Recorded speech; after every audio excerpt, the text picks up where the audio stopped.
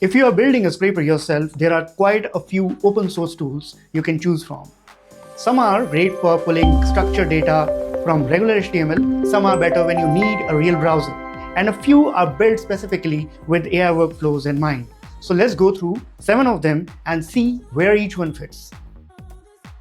Let's start with Scrapy. Scrapy is one of the more established options here, and it's built specifically around crawling websites and extracting structured data. You define your spiders, tell it what pages to follow and what data you want to pull out, and Scrapy handles the crawling side of the things. It's a good fit when you're working with larger crawls and want a lot of control over how the data is collected and processed.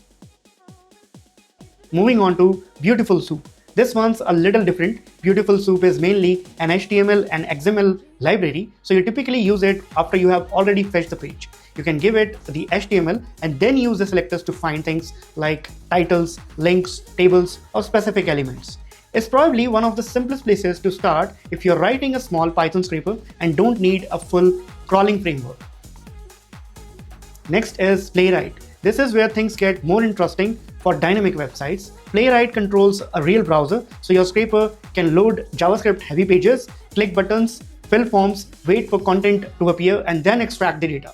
It's also useful if the scraping job involves actual browser interactions rather than just downloading HTML. Then there is Selenium. Selenium has been around for a long time and is primarily known for browser automation and testing. But you can also use it for scraping when you need to control a browser.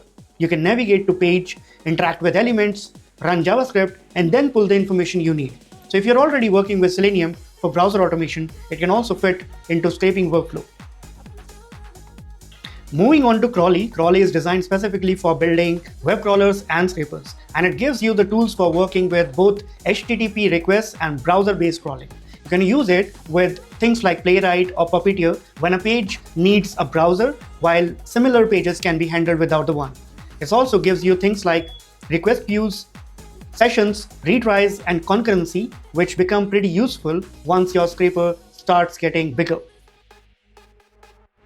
Now let's look at Firecrawl. This one is more focused on getting web content ready for AI applications. You give it a URL and it can return things like clean markdown or structured data rather than leaving you to deal with all the HTML yourself.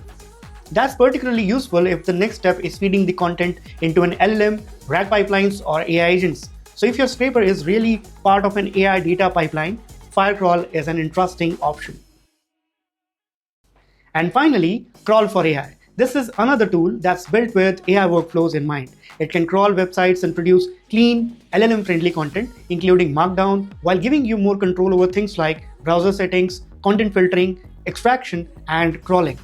It's also fully open source, so you can run and customize it yourself rather than just relying entirely on a hosted scraping service. If you're building an AI application that needs to continuously collect web content, this is definitely one to look at. And that's 7 open source options. The right choice really comes down to what your scraper actually needs to do.